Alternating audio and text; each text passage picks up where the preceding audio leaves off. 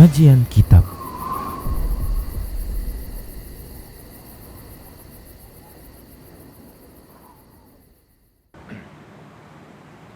Bismillah. Assalamualaikum warahmatullahi wabarakatuh. Innal hamdalillah nahmaduhu wa nasta'inuhu wa nastaghfiruh wa na'udzu billahi min shururi anfusina wa min sayyiati a'malina. Man yahdihillahu fala mudilla lahu wa man yudlilhu fala hadiya lahu. Wa asyhadu an la ilaha illallah wahdahu la syarika lah wa asyhadu anna Muhammadan abduhu wa rasuluhu sallallahu alaihi wasallam. Qala Allah tabaraka wa ta'ala, ya ayyuhalladzina amanu taqullaha haqqa tuqatih wa la tamutunna illa wa antum muslimun. Ya ayyuhan nasu taqu rabbakumul ladzi khalaqakum min nafsin wahidah wa khalaqa minha zawjaha wa bassa minhuma rijalan katsiran wa nisaa'a wattaqullaha alladzi tasaaluna bihi wal arham innallaha kana 'alaikum raqiba. Ya ayyuhalladzina amanu taqullaha wa qulu qawlan sadida yuslih lakum a'malakum wa yaghfir lakum dhunubakum wa man yuti'illaha wa rasulahu faqad faza fawzan 'azima. Amma ba'd, fa inna asdaqal haditsi kitabullah wa khairal huda huda Rasulillah sallallahu alaihi wasallam wa syarrul umuri muhdatsatuha wa kullu muhdatsatin bid'ah wa kullu bid'atin dhalalah wa kullu dhalalatin finnar. Alhamdulillah, mari kita selalu bersyukur kepada Allah tabaraka wa ta'ala di setiap sisi-sisi dari kehidupan kita, karena tidak ada satupun kebaikan yang ada pada kita melainkan itu sesungguhnya datang dari Allah tabaraka wa ta'ala. Allah tabaraka wa ta'ala berfirman, a'udzu billahi minasyaitonir rajim, ma asabaka min hasanatin faminallah. Apa saja yang menghampirimu dari kebaikan itu maka itu berasal dari Allah. Dan Allah berfirman juga, wa ma bikum min ni'matin faminallah. Dan apa saja kenikmatan yang ada padamu maka itu berasal dari Allah. Bersyukur kepada Allah Subhanahu wa ta'ala merupakan bentuk kewajiban yang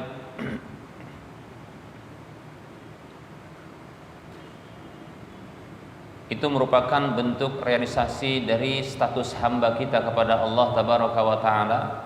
Allah berfirman, a'udzu billahi minasyaitonir rajim, washkuru lillahi in kuntum iyyahu ta'budun. Bersyukurlah kepada Allah bila kalian benar-benar menghambakan diri kepadanya. Bersyukur kepada Allah, para hamba Allah rahimani wa rahmakumullah, itu akan menghasilkan tambahan-tambahan nikmat di waktu berikutnya berdasarkan firman Allah Subhanahu wa taala, a'udzu billahi minasyaitonir rajim, la in syakartum la azidannakum. Sungguh bila kalian bersyukur aku akan tambahkan untuk kalian. Kemudian selawat dan salam tak lupa kita ucapkan untuk Nabi kita Muhammad sallallahu alaihi wasallam yang kita hamba-hamba beriman diperintahkan oleh Allah Subhanahu wa taala untuk berselawat serta mengucapkan salam untuk Nabi kita tercinta Nabi Muhammad sallallahu alaihi wasallam. Allah tabaraka wa ta'ala berfirman, a'udzu billahi minasyaitonir rajim, innallaha wa malaikatahu yusalluna 'alan nabi ya ayyuhalladzina amanu sallu 'alaihi wa sallimu taslima. Sesungguhnya Allah dan para malaikatnya berselawat kepada Nabi. Wahai orang-orang beriman, ucapkanlah salawat untuknya dan ucapkanlah salam kepadanya. Allahumma salli wa sallim ala Muhammad wa ala alihi wa ashabihi ajma'in. Baik para hamba Allah rahimani wa rahimakumullah. Tema bahasan kita pada pertemuan kali ini adalah ada apa dengan tahun baru. Dan apa pula yang menjadi alasan bagi kita untuk merayakannya? Baik para hamba Allah rahimani wa rahimakumullah. Sedikit kita akan bahas tentang sejarah tahun baru. Baik para hamba Allah rahimani wa rahimakumullah. Sebenarnya gampang untuk bisa kita mencari referensi tentang sejarah tahun baru agar kita melek, ya, agar kita melek hakikat dari tahun baru itu. Para hamba Allah rahimani wa rahimakumullah, perlu diketahui bahwasanya perayaan tahun baru itu awal mula munculnya adalah sekitar 4.000-an tahun, ya, yang lalu. Lebih tepatnya adalah di 2000 sebelum Masehi. Ya, 2000 sebelum Masehi, yaitu berada di Timur Tengah. Penduduk di Timur Tengah ketika itu adalah penduduk yang disebut dengan Mesopotamia. Mereka lah yang merayakan pergantian tahun baru saat matahari tepat berada di atas Khatulistiwa. Dan itu bertepatan dengan 20 Maret. Kalau dihitung, ya, dengan bulan dan tahun kita, maksudnya tahun Masehi adalah dia 20 Maret. Baik para hamba Allah rahimani wa rahimakumullah, hingga kini ya para bangsa Persia masih merayakan tahun baru, yaitu di tanggal 20 atau 21 atau 22 Maret yang disebut dengan, ya, dia tahun baru Nairuz, ya, Nairuz. Baik para hamba Allah rahimani wa rahimakumullah, kenapa dirayakan? Karena ini menandakan dimulainya musim semi, ya, bagi mereka itu adalah musim semi. Nairuz adalah tradisi, ya, 3000 tahun yang unik dan tradisi festival tertua di dunia.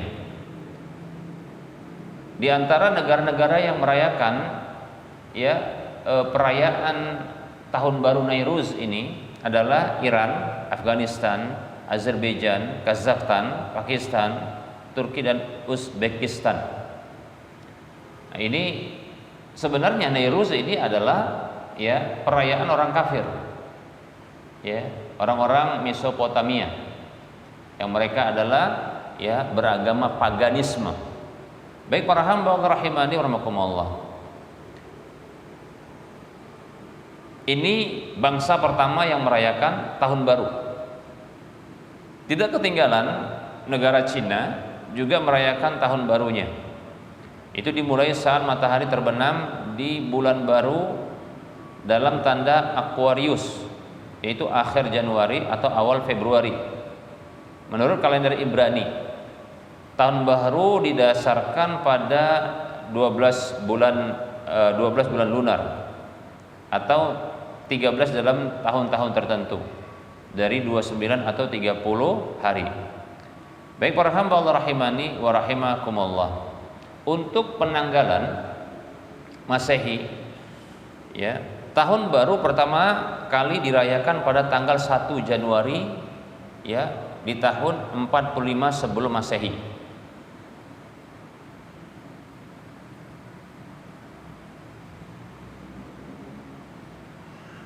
Dan yang merayakan ini adalah seorang kaisar yang disebut dengan Julius Caesar. Tatkala dia dinobatkan sebagai kaisar Romawi di bangsa Roma, ya, ia memutuskan untuk mengganti penanggalan tradisional Romawi yang telah diciptakan sejak abad ke-7 sebelum Masehi itu, ya, maka diganti dengan penanggalan Masehi. Nah, untuk mendesain kalender baru ini, maka Julius Caesar itu dibantu oleh seorang ahli astronomi dari Iskandaria Mesir yang bernama Sosigenes. Dia menyarankan agar penanggalan baru ini dibuat dengan mengikuti revolusi matahari sebagaimana yang dilakukan oleh orang-orang Mesir kuno. 1 tahun dalam penanggalan baru itu dihitung sebanyak 365 seperempat hari. Baik para hamba Allah rahimani wa rahimakumullah. Nah, maka disepakati, bahkan saat ini di seluruh dunia ya menyepakati ya untuk tahun baru itu dengan penanggalan Masehi. Ya, penanggalan Masehi. Dan itu perdana dilakukan oleh siapa tadi? Kaisar Romawi yang bernama Julius Caesar. Namun perlu kita ketahui ya,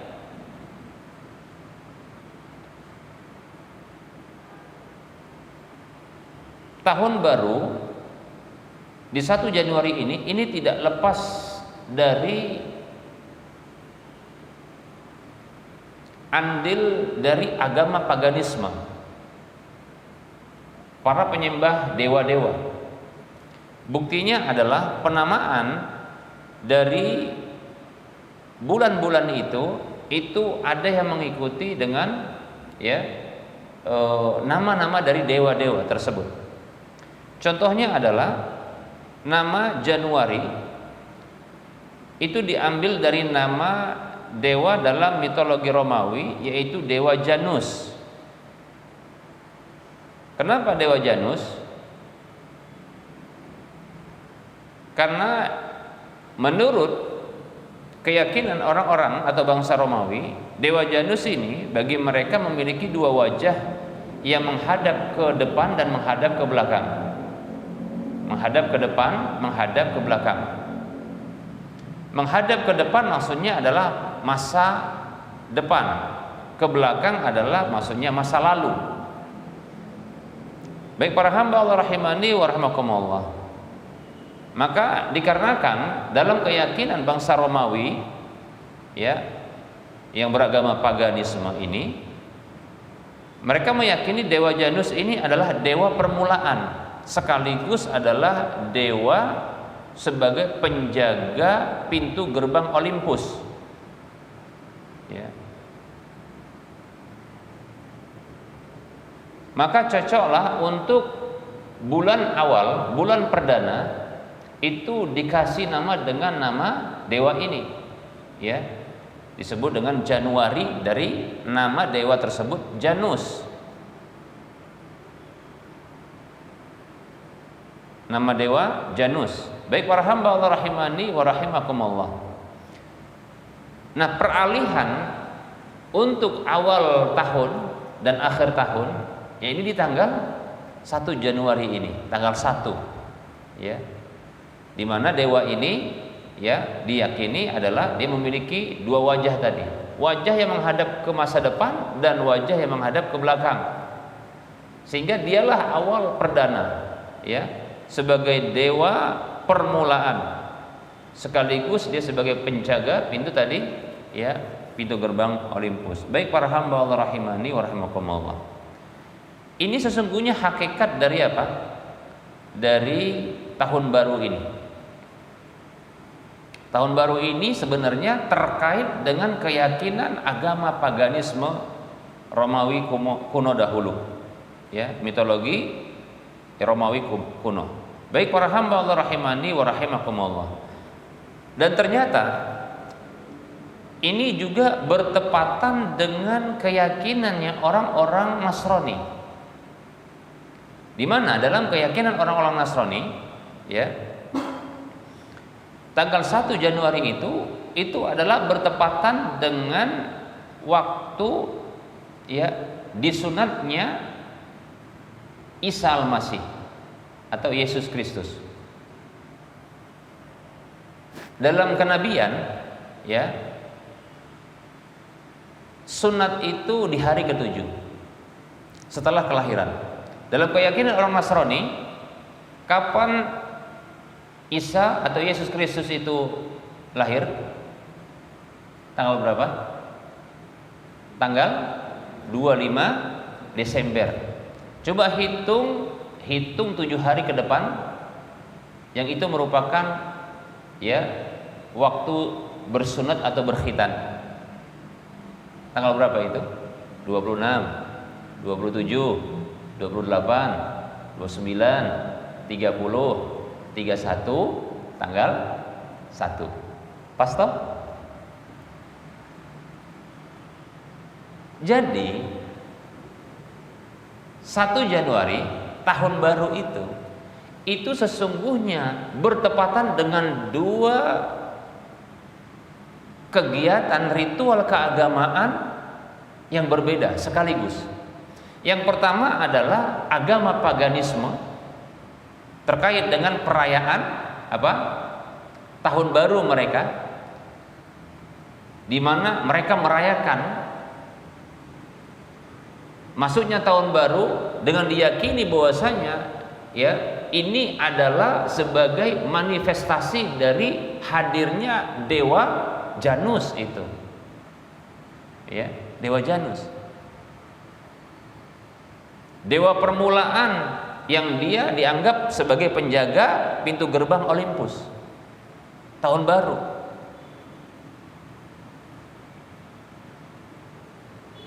Jadi ini bersesuaian. Tahun baru Masehi itu bukan sebuah yang kita katakan sederhana.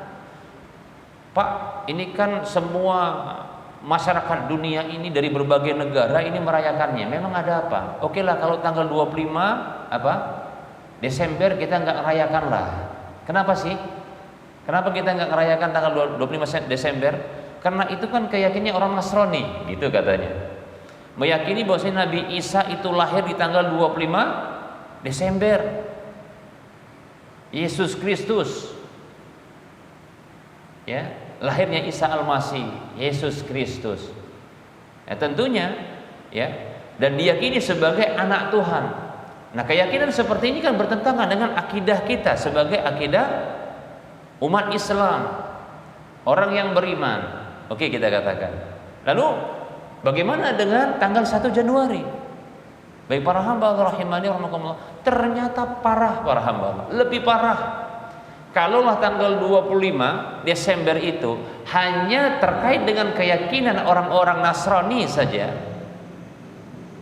lahirnya anak Tuhan ketika itu. Dan umat Islam saat ini yang sadar, mereka nggak mau ikut-ikutan ketika itu. Ya, ketika itu nggak ada yang mau ikut-ikutan. Kenapa? Oh, ini kan keyakinan orang Nasrani. Makanya orang Islam, alhamdulillah kita dapatkan di tanggal 25 ini sepi mereka, gitu kan? Kegiatan seperti biasa, nggak ikut-ikutan ngerame-ngeramekan. Ya. Tapi anehnya ketika di tanggal 1 Januari, ya, karena alasannya adalah ini tahun baru dunia bahkan, karena hampir semua negara mengadopsi kalender Masehi sebagai penanggalannya semuanya.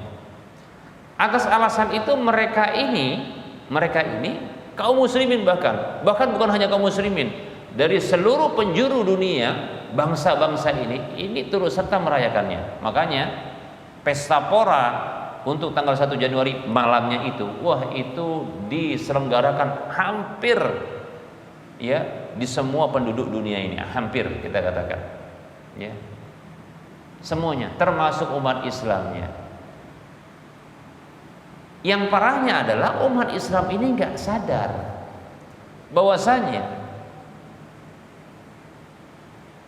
tahun baru, merayakan tahun baru ini lebih parah ketimbang merayakan hari Natal. Tanggal 25 Desember itu. 1 Januari malamnya, tanggal 31 Desember kemudian masuk malamnya, ya. Kaum muslimin mereka berpesta pora, merayakannya, bersenang-senang. Para hamba Allah rahimani rahimakumullah, mereka bersenang-senang, mereka tidak sadar bahwasanya yang sedang mereka rayakan dan mereka sedang bergembira berpesta pora, mereka sedang jatuh kepada bentuk perayaan dua sekaligus dari agama yang berbeda. Yang pertama adalah agama pagan orang-orang Mesopotamia terdahulu, ya, yaitu agama Romawi kuno yang menyembah berhala, lebih tepat menyembah dan mendewakan apa itu? Dewa Janus. Itu satu. Yang kedua adalah sekaligus ini bertepatan dengan pesta pora karena di khitannya Yesus Kristus. Diyakini demikian. Baik para hamba Allah rahimani wa rahmakumullah. Maka apakah pantas seorang mukmin mereka merayakan ritual keagamaan orang-orang kafir? Kita katakan tidak layak. Mungkin ada yang mengatakan, Ustaz, nah ini kan dia hanya sekedar makan-makan, bersenang-senang. Kita makan-makan dan bersenang-senang. Baik, kita katakan para hamba Allah rahimani wa rahmakumullah, kalau sekedar makan-makan dan senang-senang, maka kenapa kok harus di tanggal di mana orang-orang kafir merayakan perayaan ritual keagamaan mereka? Kenapa? Kenapa ketika itu? Tidakkah kita melakukan, ya, contohnya merayakan di hari-hari di mana agama kita memang memberlakukan hari tersebut. Ada sifatnya pekanan. Apa itu? Hari Jumat. Ya, coba rayakan itu. Dan perayaan ketika hari Jumat itu kita dengan berkumpul bersama di masjid untuk beribadah kepada Allah Subhanahu wa taala. Sebagian ulama mensyariatkan untuk banyak bersedekah ketika itu karena ketika itu adalah hari yang diagungkan. Maka bersedekah ketika itu adalah menjadi sedekah yang afdol menurut sebagian ulama. Seperti diantaranya adalah Ibnu Qayyim al-Jauzi rahimahullahu ta'ala. Kenapa tidak milih hari tersebut? Tapi kenapa kok pilih tanggal 1 Januari, tahun baru itu? Baik para hamba Allah rahimani wa rahimakumullah. Nah, saya akan sebutkan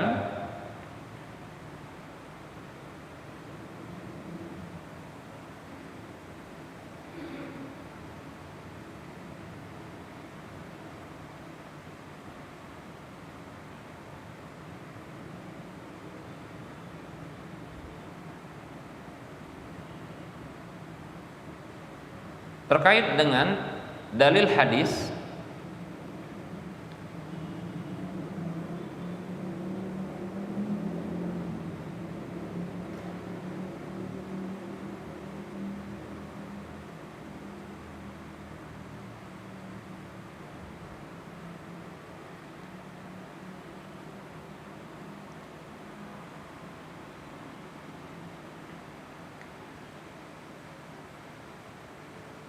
Hari Raya Umat Islam. Dalam hadis yang diriwayatkan oleh Imam Abu Daud, Imam Nasai, ini dalam kedua kitab sunan mereka dan ini hadis yang sahih, disahihkan oleh Syekh Al-Albani rahimahullah ta'ala dalam As-Silsilah Al-Hadis As-Sahihah di nomor urut hadis 2021. Dari Anas bin Malik radhiyallahu anhu, beliau mengatakan, qadima Rasulullah sallallahu alaihi wasallam al-Madinata. Dahulu Rasulullah sallallahu alaihi wasallam itu datang ke Madinah. Walahum yaumani yal'abuna fihima.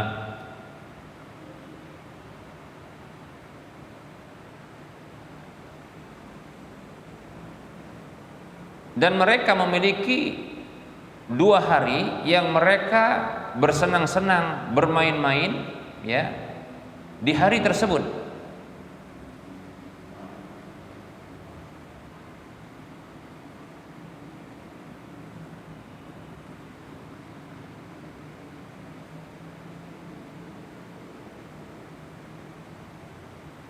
Apa 2 hari raya tersebut yang bangsa Arab juga turut mereka merayakannya?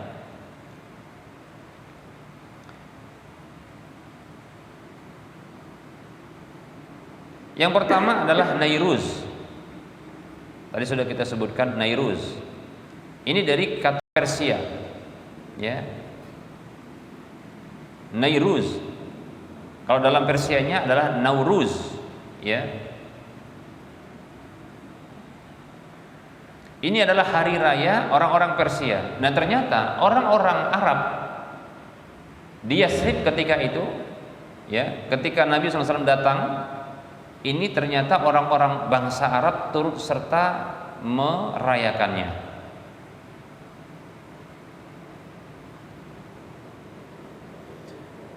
Dan Nairuz ini adalah awal hari dari tahun Persia. Itu kita katakan tadi tanggal 1-nya. Baik para hamba Allah rahimani wa rahimakumullah.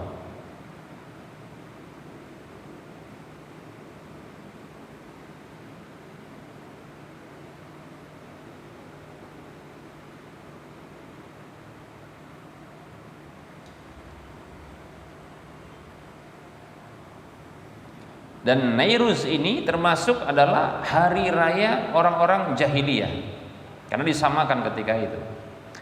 Baik para hamba Allah rahimani wa rahimakumullah. Maka orang-orang Madinah ketika itu melakukan 2 hari raya tersebut.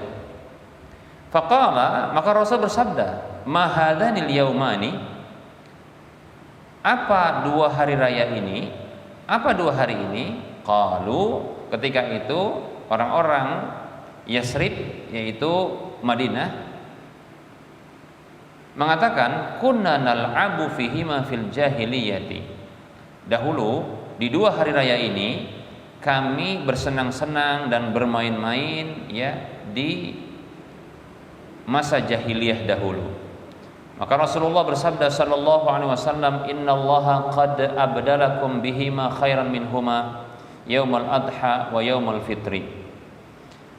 Nabi kita Muhammad sallallahu alaihi wasallam bersabda, sesungguhnya Allah telah menggantikan untuk kalian ya keduanya itu dengan yang lebih baik daripada keduanya. Sesungguhnya Allah Subhanahu wa taala sungguh telah menggantikan untuk kalian ya dengan 2 hal yang lebih baik daripada 2 hari raya tersebut.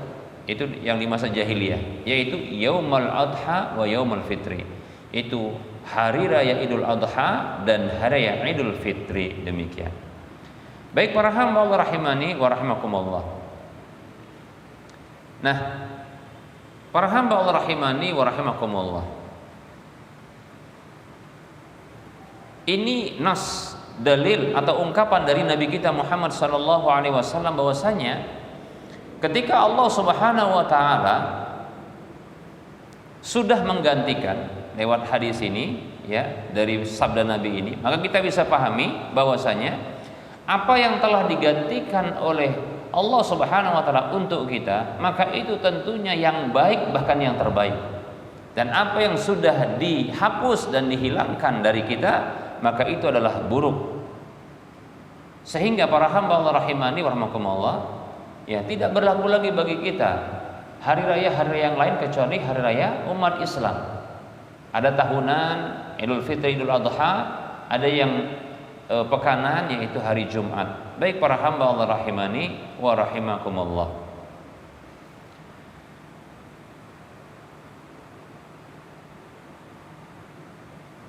Nah, kita akan sebutkan apa pernyataan ulama tentang hari raya ini, perayaan untuk merayakan ya hari-hari raya yang sesungguhnya perayaan dari hari raya tersebut ini merupakan ya bentuk ritual keagamaan, bukan urusan ya adat kebiasaan manusia. Syekhul Islam Ibnu Taimiyah rahimahullahu taala di dalam kitab Iqtida'u Siratil Mustaqim mengatakan, al-a'yadu min jumlatis syar'i wal manahiji wal manasiki allati qala Allah subhanahu likulli ummatin ja'alna mansakan hum nasikuhu. Surah Al-Hajj ayat 67. Beliau mengatakan hari raya itu termasuk bahagian dari syariat-syariat dan ritual-ritual cara-cara beragama yang Allah Subhanahu wa taala berfirman dalam surah Al-Hajj ayat 67 yang bunyinya Allah berfirman, A'udzu billahi minasyaitonir rajim, likulli ummatin ja'alna mansakan hum nasikuh.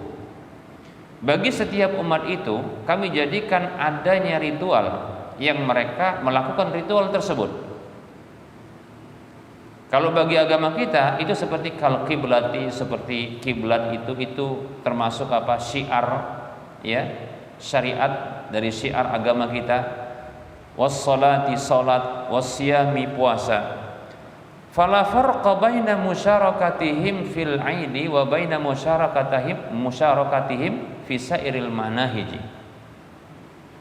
Tidak ada perbedaan, ya, keikutsertaan mereka itu di dalam, ya, hari raya dengan keikutsertaan mereka di dalam ritual-ritual keagamaan yang lainnya. Fa innal muwafaqata fi jami'il 'aidi muwafaqatun fil kufri. Karena sesungguhnya, ya, persetujuan atau setuju, ya, di dalam semua bentuk hari raya itu merupakan bentuk persetujuan di dalam kekufuran. Wal muwafaqatu fi ba'di furu'ihi muwafaqatun fi ba'di syu'abil kufri. Ya, setuju di sebahagian cabang-cabang dari kekufuran tersebut, cabang-cabang dari hari raya tersebut, itu merupakan bentuk persetujuan di dalam, ya, cabang-cabang kekufuran. Balil a'yadu hiya min akhasi ma tatamayyazu bihi syara'i. Bahkan hari raya tersebut itu termasuk sesuatu yang paling khusus yang menjadi keistimewaan dari sebuah syariat, dari sebuah ajaran, ya. Umat Nasrani itu punya hari raya itu yang menjadi apa? Kekhasan bagi mereka, kekhususan, ya. Umat Islam punya hari raya yang dengannya juga yang menjadi kekhasan bagi agama kita. Wa min adhari ma laha min sya'air. Bahkan hari raya tersebut termasuk, ya, syiar yang paling tampak sekali. Nah, kita kalau umat Islam, ya, disebutkan Idul Adha, Idul Fitri, pasti ini menjadi kekhasan bagi kita. Paham tidak, ya? Bahkan seluruh dunia insyaallah paham itu. Ya, mungkin umat yang lain nggak tahu tentang puasa, nggak tahu tentang sholat, tapi kalau Idul Fitri, Idul Adha, oh ini punya orang Islam katanya. Ya, syiar yang paling tampak ketika itu. Wal muwafaqatu fiha muwafaqatun fi akhasi syara'il kufri. Maka setuju, ya, di dalam, ya, syiar-syiar seperti ini, itu syiar hari raya ini, itu merupakan bentuk persetujuan di dalam kekhususan syariat kekufuran, ya. Wa adharu sya'airihi wala raiba, dan itu menjadi syiar yang paling tampak. Wala raiba annal muwafaqata fi hadza qad tantahi ilal kufri fil jumlati bi syurutihi. Tidak ada keraguan lagi bahwasanya menyetujui di dalam hal ini itu bisa jadi, ya, berakhir kepada kekufuran, ya, secara global, namun dengan syarat-syaratnya tentunya, ya. Wa awwalu mabda'uha fa aqallu ahwalihi an takuna ma'siyatan. Ya, inilah awalnya, seminimalnya, ya, itu adalah terhitung kemaksiatan. Jadi kita katakan setidaknya para hamba Allah rahimani wa rahimakumullah ikut merayakan tahun baru Masehi ini, setidaknya seminimal itu adalah termasuk kemaksiatan. Kenapa? Karena kita katakan para hamba Allah rahimani wa rahimakumullah, ya, ini banyak kita katakan, ya, kerusakan dan kemaksiatannya. Nah, kita akan sebutkan beberapa bentuk, ya, kemaksiatan yang terjadi dari hari raya ini, ya. Maksudnya adalah tahun baru ini. Baik para hamba Allah rahimani wa rahimakumullah. Yang pertama adalah itu merupakan bentuk menyerupai orang kafir. Bentuk menyerupai orang kafir. Merayakan tahun baru itu merupakan bentuk menyerupai orang kafir. Kenapa? Karena yang suka merayakan tahun baru itu orang kafir. Tadi sudah kita sebutkan, ya, itu sejarahnya. Hanya saja umat Islam ini ikut-ikutan. Benarlah apa yang disabdakan oleh Nabi Shallallahu Alaihi Wasallam bahwasanya umat Islam ini suka kali ngikutin kebiasaan orang kafir. Ya, dalam hadis yang diriwayatkan oleh Imam Muslim, Nabi kita Muhammad Shallallahu Alaihi Wasallam beliau bersabda, la tattabi'unna sunana man kana qablakum shibran bi shibrin wa zira'an bi zira'in hatta law dakhalu fi juhri dabbin lattaba'tumuhum. Sungguh kalian benar-benar akan mengikuti kebiasaan orang-orang sebelum kalian, sejengkal demi sejengkal, sehasta demi sehasta, sampai pun kalau mereka itu masuk ke lubang biawak gurun, kadal gurun, ya, pastilah kalian akan mengikutinya, mengikuti mereka. Maka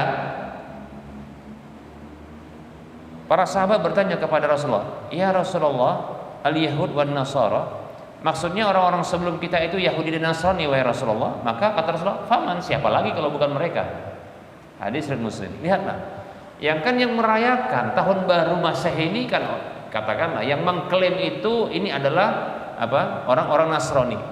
Karena mereka menganggap Masehi, ya, penanggalan Masehi itu dari Isa al-Masih, Masih gitu ya. Nah, begitu. Baik para hamba Allah rahimani wa rahimakumullah. Itu kan kebiasaan orang kafir. Nah, kita ngikutin. Setidaknya kita jatuh kepada pelanggaran ini. Ini sudah diingatkan Nabi SAW.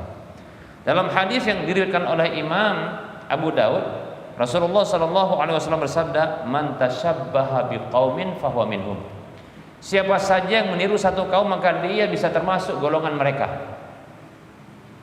Kalau kaum yang diikuti, orang-orang yang diikuti adalah orang-orang yang menjadi penghuni surga, ya bagus.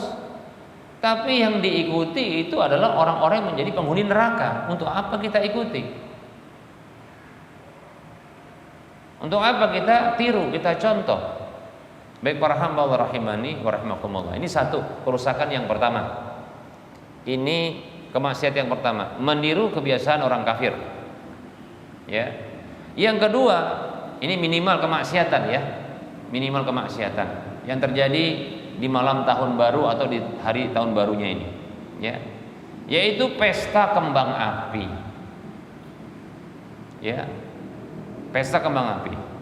Pesta kembang api ini ada sisi keyakinan, ada sisi kemaksiatan.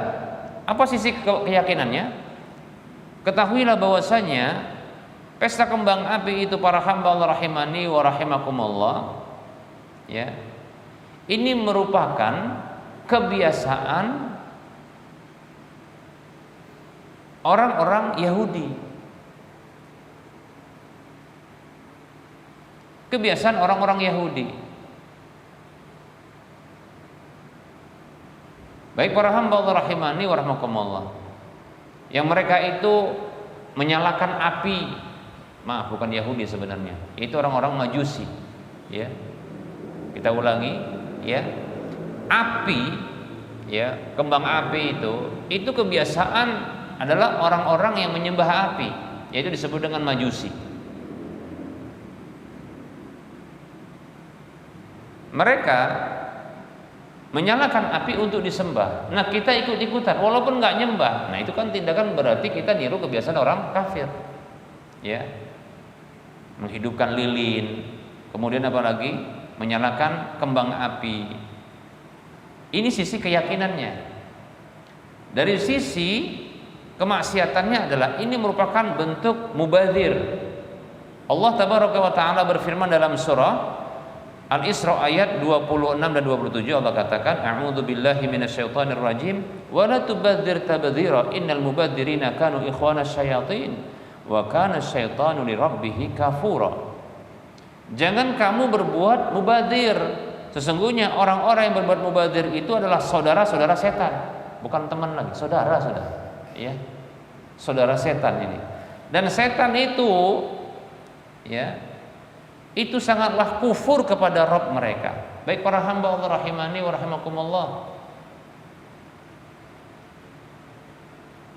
Mubadzir, saya tanya dulu, kembang api yang paling murah berapa? Kembang api yang paling murah berapa? 5.000 ya. Yang paling mahal berapa? Yang sampai menghancurkan rumah itu. Hah? Oh, jutaan, Masya Allah. Terkadang seorang ayah atau orang tua tega-teganya dia makan 1 bulan dibelikan untuk menghabiskan apa? Cuma untuk menghabiskan apa? Makan 1 bulan dihabiskan dengan cara beli kembang api. Kembang api itu ada yang modelnya dibakar cuma diputar-putar, itu namanya apa? Apa sih namanya itu? Kembang api ya. Ada yang sifatnya mercon yang ditembakkan ke udara, lalu dia terbang ke atas, lalu dia meledak di atas, kemudian muncullah kembang api. Sama saja. Cuma yang murah itu dia nggak bisa terbang sendiri dia. Ya. Sama kembang api juga. Saya katakan ini ada sisi keyakinan, yaitu keyakinan dari orang Majusi. Ngapain kita ikuti? Sisi yang kedua ada maksiatnya, yaitu mubadzir yang seperti itu. Mending diinfakkan, ya, infak untuk pembangunan masjid atau infak untuk apa? Fakir miskin. Lebih mending lagi saya katakan, lebih bagus lagi saya katakan. Itu dijadikan sebagai nafkah anak dan istri, dipertahankan. Bisa jadi mungkin untuk bulan berikutnya mereka belum tentu bisa makan, gitu toh. Ini enggak dibelikan, kenapa? Untuk senang-senang sekejap saja. Hitungannya menit, dibakar, itu pun kalau terbang. Kadang muter-muter meledak di situ. Baik para hamba Allah rahimani wa rahimakumullah. Mubadzir para hamba Allah rahimani wa rahimakumullah. Mubadzir. Ya, jangan ikut-ikutan. Ada yang lain untuk menyempurnakannya, karena enggak sempurna kalau sekedar hanya dengan apa? Bakar-bakar menyan, bukan. Bakar-bakar apa itu? Kembang api. Apa itu? Trompet. Nah, ini dia. Trompet para hamba Allah rahimani wa rahimakumullah. Ini pasti ada ini kan kalau di malam tahun baru ini. Oh, Ustaz kan cuma senang-senang trompet aja gitu. Maka kita katakan para hamba Allah rahimani wa rahimakumullah. Ini ya adalah tradisinya orang Yahudi. Nah, jadi kalau trompet itu tradisi orang Yahudi. Jangan dikira sekedar niup trompet pret gitu kan. Mending kampret gitu kan. Ya. Sekedar itu saja, jangan dianggap oh cuma senang-senang aja kok Ustaz. Kan ini hal-hal yang biasa. Kita katakan kalau kita mau bersenang-senang, jangan dengan sebuah hal yang dilarang.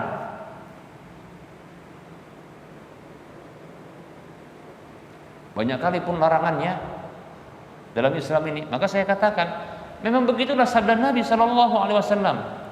Hufatil jannatu bil makarihi. Surga itu diliputi, dikelilingi dengan hal-hal yang tak disukai. Memang begitu. Ya. Di dunia ini kalau kita mau masuk surga, kita itu dikelilingi dengan hal-hal yang apa? Dengan hal yang tak disukai. Kalau kita mau masuk surga, nggak ada di antara kita yang pengen masuk neraka.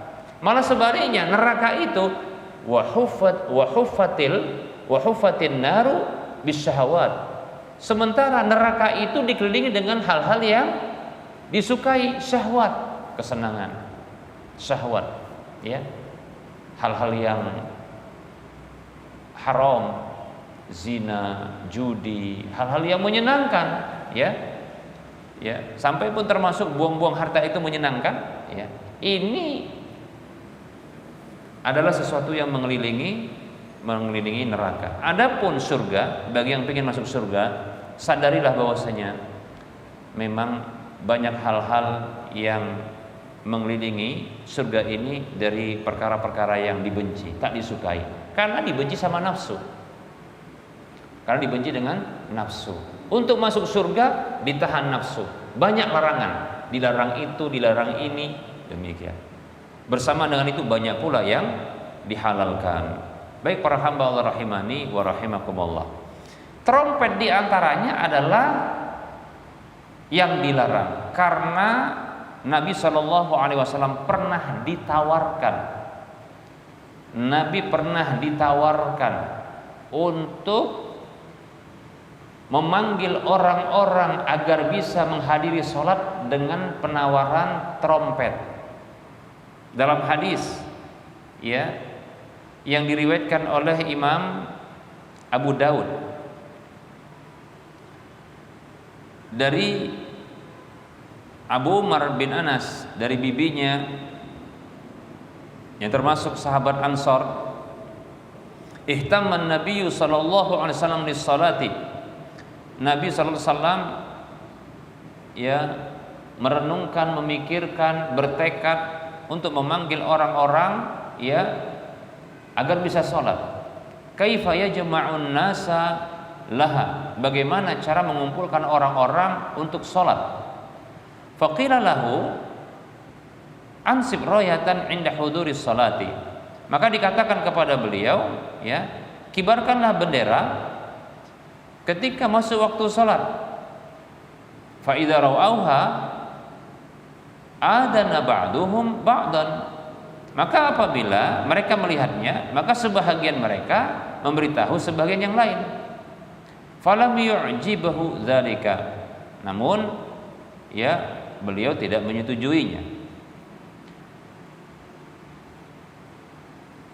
Qala, lalu disebutkan fadzukira lahu al-quna, ya, lalu disebutkan kepada beliau ya, yaitu trompet.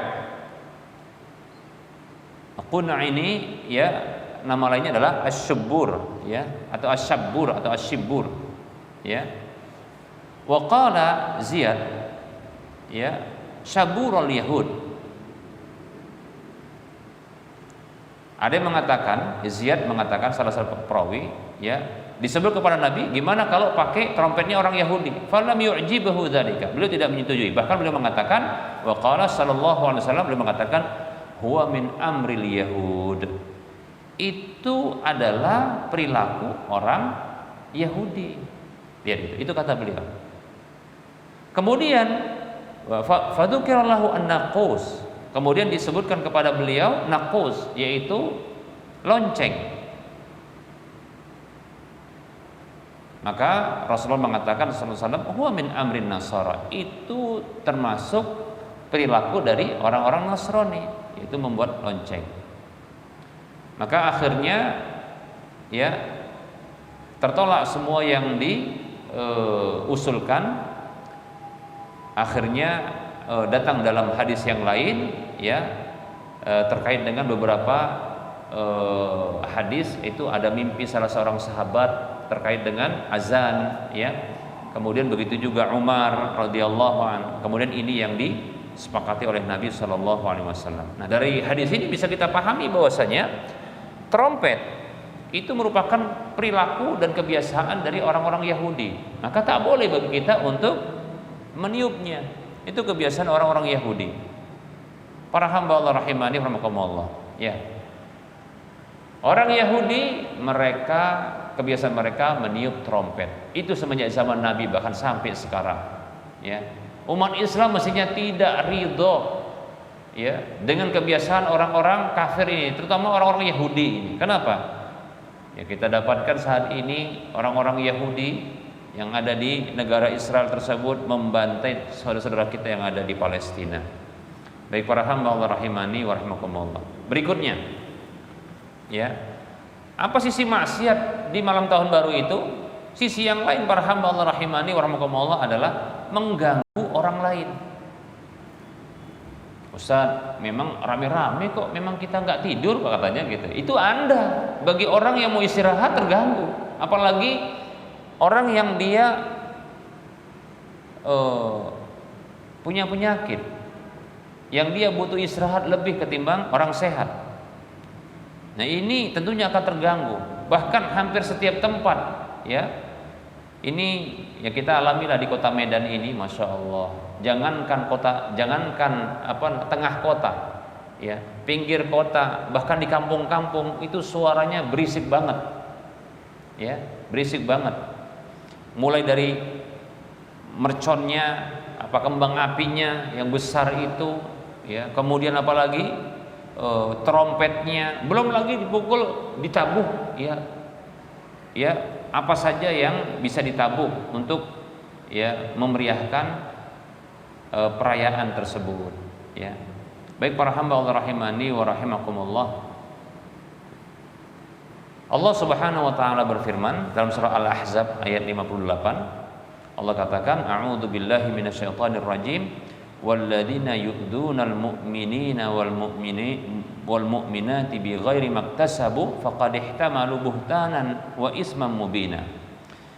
Orang-orang yang menyakiti orang-orang beriman, baik laki maupun perempuan, tanpa kesalahan dari mereka, maka sungguh mereka yang melakukan gangguan tersebut memikul buhtan, yaitu kebohongan dan dosa yang nyata.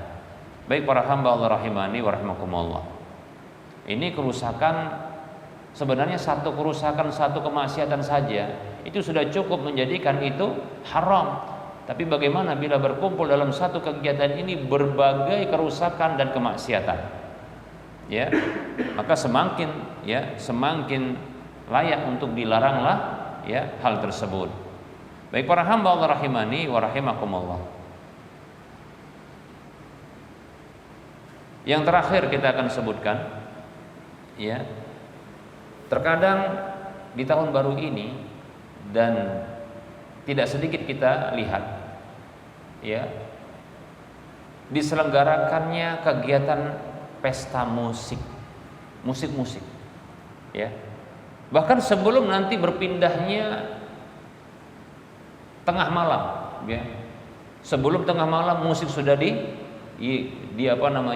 diselenggarakan, dibunyikan, demikian. Baik para hamba Allah rahimani rahimakumullah. Nanti ketika hendak tengah malam pukul 00.00 itu nah itu dihentikan sejenak untuk apa? Berkhidmat, lalu sama-sama meledakkan bumi ini,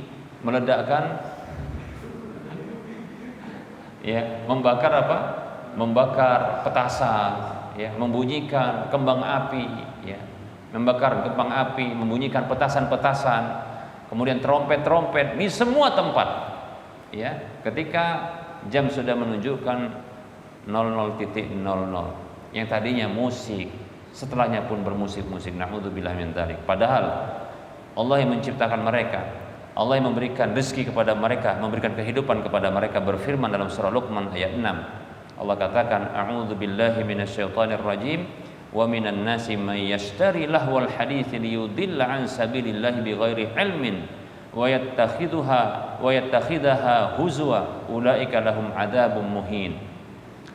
Allah katakan, di antara manusia ada yang menggunakan lahwal hadis. Abdullah ibnu Mas'ud radhiyallahu an mengatakan, Abdullah ibnu Mas'ud mengatakan, syukur jazakallahu khairan, mengatakan maksud dari lahwal hadis adalah al-ghina, nyanyian.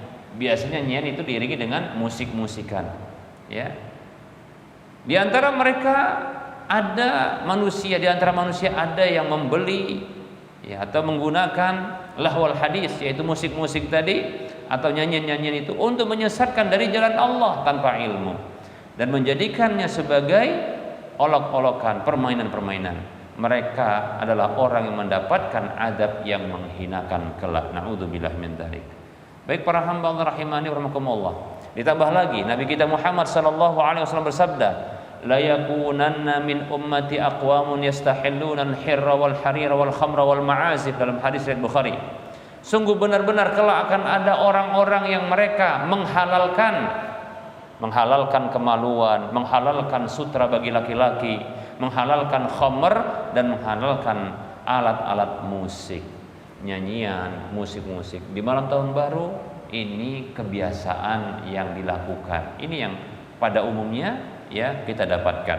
Baik para hamba Allah rahimani rahimakumullah, ini kemaksiatan, belum lagi kekufurannya yang bersenang-senang, bentuk mengagungkan malam tersebut. Tapi kita katakan mudah-mudahan kaum muslimin enggak jatuh kepada kekufuran itu, karena mereka sesungguhnya enggak tahu.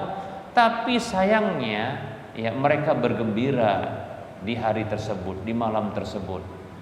Yang kita katakan tadi bahwasanya perayaan tahun baru ini para hamba Allah rahimani rahimakumullah, ini adalah perayaan dua agama kafir sekaligus. Pertama agama paganisme, kemudian yang kedua adalah agama Nasrani.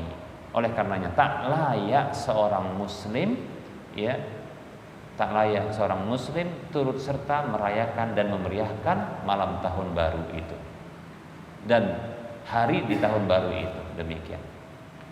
Kalaulah kita begitu benci dan tak suka dengan perayaan di tanggal 25 Desember yang itu adalah hari Natalnya orang Nasrani, satu agama saja yang merayakannya, mestinya kita lebih benci dan lebih tak suka, dan kita menahan diri untuk merayakan di malam tahun baru dan hari tahun barunya. Kenapa? Karena dua agama kafir sekaligus yang merayakannya. Demikian. Wallahu ta'ala alam. Barangkali ini materi yang bisa kita sampaikan pada pertemuan kali ini. Baik, kita buka sesi soal jawab. Bagi yang mau bertanya dipersilahkan. Ya, silakan. Kalau jualan di momen tahun baru malam kan biasanya kami kumpul nunggu kembangan dulu. Tapi dijual bukan terowongan malam, asal jual bakso. Tapi di tempat yang biasanya manusia berkumpul menunggu malam tahun baru tadi. Baik, orang yang berjualan di momen tahun baru di tempat biasa dia jualan, maka ini kita rinci, ya. Begini, kalau dia berjualan di tempat yang biasa dia jualan dan di waktu yang sama sebelumnya, di jam yang sama sebelum dia juga berjualan, lalu dia berjualan di malam tahun baru atau di malam Natal, maka wallahu ta'ala alam, ya, kebiasaan sebelumnya itu mengikat dia. Paham tidak? Kebiasaan sebelumnya itu mengikat dia. Kalau yang dijual adalah halal, makanan-makanan, minuman-minuman yang biasa, dia jual, ya, seperti biasa. Dan bila waktunya habis dia pulang. Nah, itu biasa dia jual sebelumnya, sebelum tahun baru, sebelum Natal itu dia jual. Nah, ketika di hari Natal atau tahun baru tersebut dia tetap jualan, apakah salah? Maka saya condong menggunakan kaedah al-adatu muhakkamatun. Kaedah kebiasaan itu dijadikan hukum. Sebagaimana dia boleh berjualan sebelumnya, maka ketika malam itu dia boleh berjualan. Paham tidak? Paham tidak? Maka tak boleh bagi kita untuk menuduh dia, oh kamu meriahkan. Enggak, karena dia biasa sebelumnya berjualan. Kalau sudah habis katakan porsinya, jualannya, udah dia tutup pulang. Dia nggak ikut-ikutan. Maka tidak, dia dihukumi sebagai orang yang memeriahkan, ya, ritual tersebut. Perayaan orang kafir tersebut tidak, karena dia, ya, mempergunakan atau mengambil waktu seperti waktu yang biasa dilakukan sebelumnya. Maka al-adatu muhakkamatun, ya, kebiasaan itu dijadikan hukum bagi dia. Paham tidak? Nggak boleh kita tuduh dia itu apa? Turut memeriahkan. Nah, kecuali kalau dia mungkin jualan tambah petasan, tambah trompet. Nah, kalau begitu ya berarti dia turut serta. Tapi kalau dia jualan tetap jualan makanan, ya, nah seperti itu, maka dia sama. Tapi kondisi yang kedua, bila dia ternyata sebelumnya dia tidak berjualan, lalu dia berjualan, atau di tempat itu dia tidak berjualan, dia pilih tempat di mana tempat nanti orang ramai, di tempat itu dia apa? Berjualan, ya. Waktu, dari sisi waktu dia tidak berjualan di waktu tersebut biasanya. Contohnya, dia biasa jualan di siang hari, dia pilih malam hari, kenapa rame? Nah, gitu. Atau dia biasa berjualannya nonggok atau satu tempat, tapi karena tempat ini di malam tersebut, di malam perayaan orang kafir ini, itu kosong. Kenapa? Gak rame. Yang rame itu di tengah kota, pindah ke sana dia.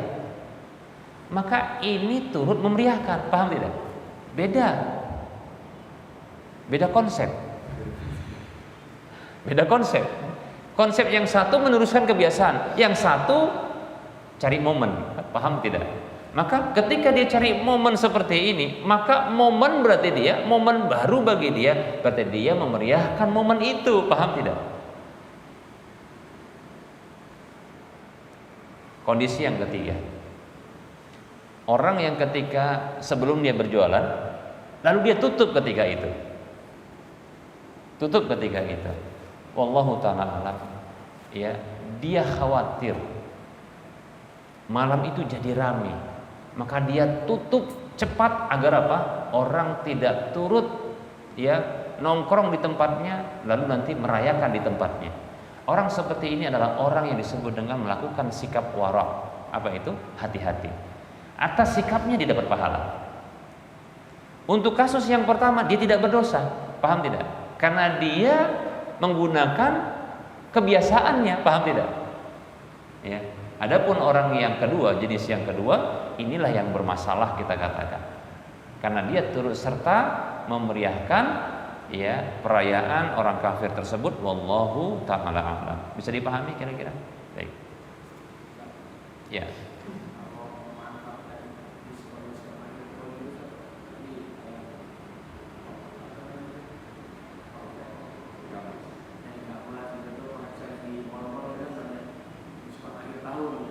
Ya. Kita sebagai customer ya, pembeli ya. Baik para hamba Allah rahimani wa rahimakumullah. Bila kita memang membutuhkan barang tersebut, barang, produk yang ada apa tadi voucher, diskon, ya kita butuh barang. Dan memang kita membutuhkan barang. Bisa jadi barang tersebut kita butuhkan dalam waktu ketika itu, atau beberapa waktu ke depan, atau mungkin dalam waktu yang agak lama sedikit. Tapi kita memang butuh barang tersebut, kebetulan diskon. Maka tidak mengapa kita memanfaatkan diskon tersebut. Tidak mengapa, karena halal. Apakah itu termasuk memeriahkan? Ada tak ada kita yang beli tetap meriah dia, betul kan? Betul kan? Bukankah memeriahkan? Ya enggak, kita malah mengambil sesuatu hal yang menguntungkan kita. Paham tidak? Menguntungkan kita. Asalnya karena kita butuh barang, maka tidak mengapa. Itu tidak dianggap sebagai bentuk memeriahkan, bahkan merugikan mereka. Karena apa? Mereka dapat potongan. Nanti kalau kita beli harganya lebih mahal nanti kan gitu kan? Di waktu yang berbeda. Kita beli saat ini, maka wallahu ta'ala enggak. Ini tidak ada hubungannya, ya. Bukan termasuk dia bagian keyakinan, akidah, dan juga tidak dalam urusan kemaksiatan. Ini bukan bentuk dukungan, karena memang dari sisi kebutuhan barang kita. Wallahu ta'ala alam. Ya.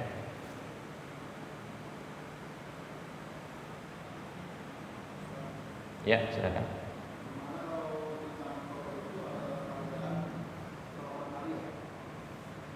Selawat nariyah. Perayaan selawat nariyah. Bagaimana?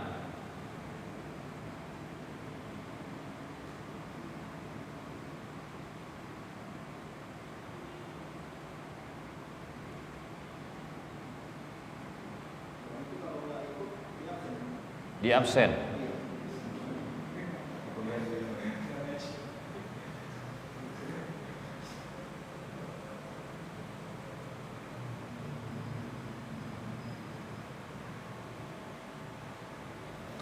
Baik para hamba Allah rahimani wa rahimakumullah.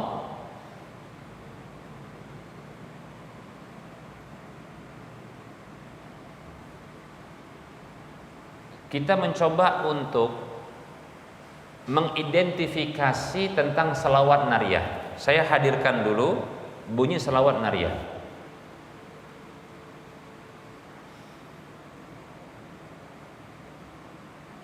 Selawat nariyah bunyinya begini.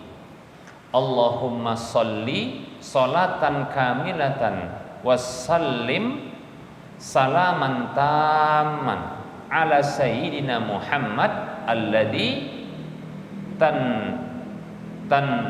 tanhillu bihil uqadu wa tanfariju bihil qurabu wa taqdi bihil hawaiju atau wa tuqda bihi al hawaiju wa tunalu bihi ar-raghaibu. Baik, kita akan terjemahkan sampai sini ya.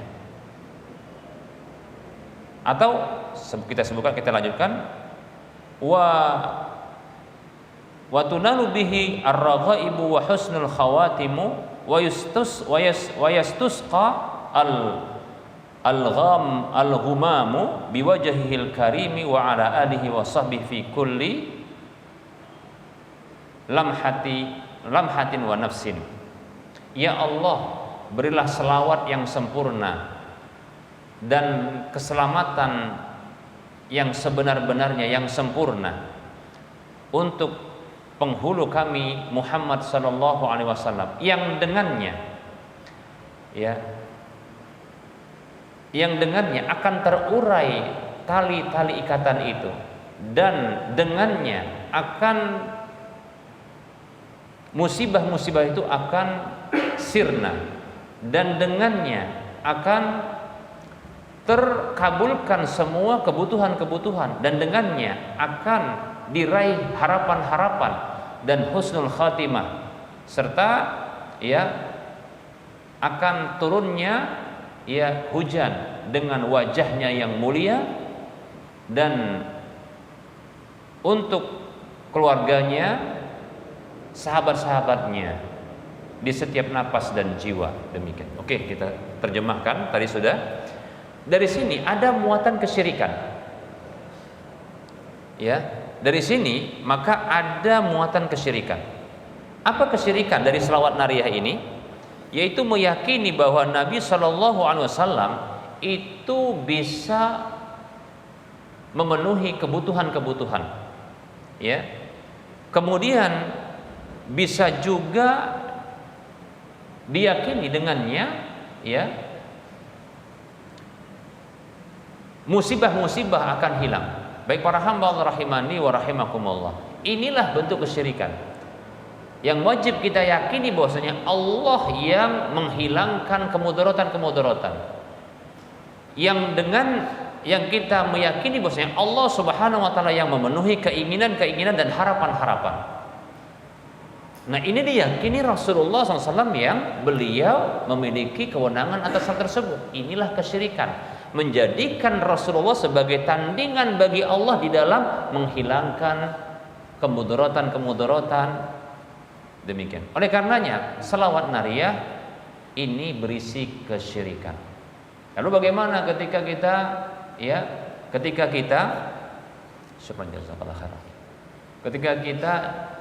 diminta untuk ikut serta di dalamnya, maka sebisa mungkin kita menolaknya.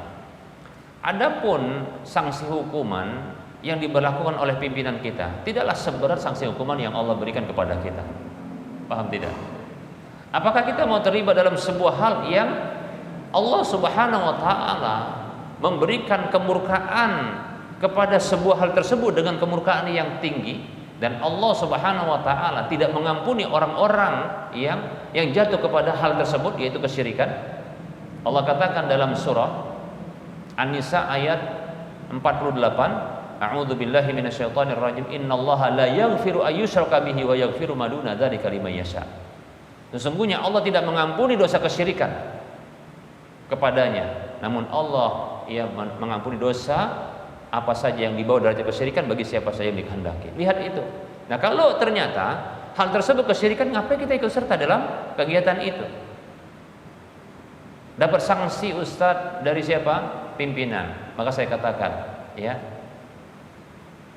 apakah kita lebih takut dengan sanksi hukuman dari pimpinan kita ketimbang sanksi hukuman dari raja alam semesta ini, itu Allah Subhanahu wa taala? Jangan, jangan sampai seperti itu.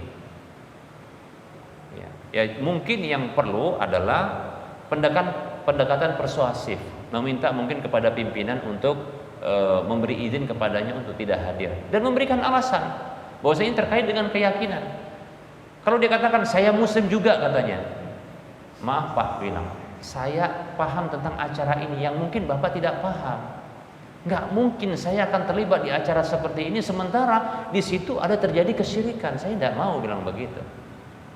Sampaikan dengan lemah lembut, mohon maaf Pak, Kalau seandainya pun harus dikasih sanksi hukuman, nggak masalah. Kenapa kok takut? Nggak takut sama Allah tapi takut sama pimpinan. Itu syirik sebenarnya. Syirik itu namanya. Ya. Dua syirik yang jatuh kita kepadanya. Apa itu? Di acara tersebut dan karena takut kepada pimpinan. Itu masalah itu. Tapi kan nggak harus pula kita frontal di dalam menyampaikan. Paham ya? Cukup kita sampaikan dengan pendekatan persuasif. Nggak perlu di hadapan orang lain. Datangi pimpinan, bawa hadiah, sampaikan. Begitu. Mohon maaf Pak. Tolong sekali mohon maaf Pak. Nah begitu. Ya. Kalaupun seandainya saya dapat sanksi hukuman tidak mengapa, yang penting Bapak paham gitu saja tentang alasan saya kenapa saya tidak hadir dalam acara tersebut. Sampaikan sekaligus itu anggap sebagai dakwah agar masuk ke dalam benak dia, hati dia. Oh ternyata ini sebabnya. Nanti kan cari referensi. Kalau orang cerdas, dia ketika dinyatakan demikian, mungkin kurang jelas penyampaian kita, dia pasti cari referensi. Betul tidak? Nah begitu. Kenapa kok selawat nariyah itu dikatakan kesyirikan? Orang cerdas yang tidak hanya mendengar, maka akan cari referensi, maka akan dicari, ya, browsing, ya, cari dia. Kenapa? Googling, ya, oke. Baik para hamba Allah rahimani rahimakumullah. Ada pertanyaan yang lain? Tadi, afwan ya, saya maaf ya. Selawat nariyah tadi sudah kita bacakan. Isinya apa? Selawat nariyah itu. Dan muatannya muatan kesyirikan, demikian. Menjadikan selain Allah dalam hal ini, menjadikan Nabi Muhammad SAW sebagai tandingan bagi Allah di dalam apa? Mengangkat musibah-musibah, di dalam memenuhi keinginan dan harapan. Yang ini yang kita tahu Allahus Samad, Allah tempat bergantung dan menggantungkan harapan. Kita jadikan Rasul sebagai tempat bergantung. Syirik itu? Syirik itu. Ya. Rasulullah saja minta kepada Allah agar kuburan beliau jangan diibadahi, jangan disembah. Allahumma la taj'al qabri wasanan yu'bad. Ya Allah, jangan jadikan kuburanku sebagai berhala yang disembah sepeninggal Rasulullah. Makanya kita dapatkan kuburan Rasulullah itu nggak ada yang nyembah, nggak ada yang berani nyembah, karena memang dihalangi. Itu sebagai bentuk apa? Bukti Allah menjaga apa? Menjaga apa ini? Menjaga kuburan beliau agar nggak disembah. Itu dikabulkan doa beliau. Makanya penjaga di sana itu kata syirik supaya nggak disembah. Tapi kalau di luar itu orang tadi menjadikan Rasulullah sebagai apa? Tandingan bagi Allah, bukan kuburan beliau, itu di luar apa? Di luar dugaan Rasulullah. Maka Rasulullah nggak berdoa itu. Tapi kuburan Rasulullah itu sudah didoakan oleh Rasulullah agar tidak disembah. Baik para hamba Allah rahimani wa rahimakumullah. Ya, jadi inilah kenapa ya selawat nariyah itu mengandung kesyirikan, karena memang dari sisi terjemahannya.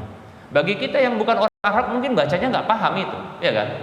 Cuma dibaca doang, apalagi dengan alunan sambil goyang-goyang kepala kan gitu. Padahal isinya kesyirikan. Nah begitu. Karena dia berbahasa Arab.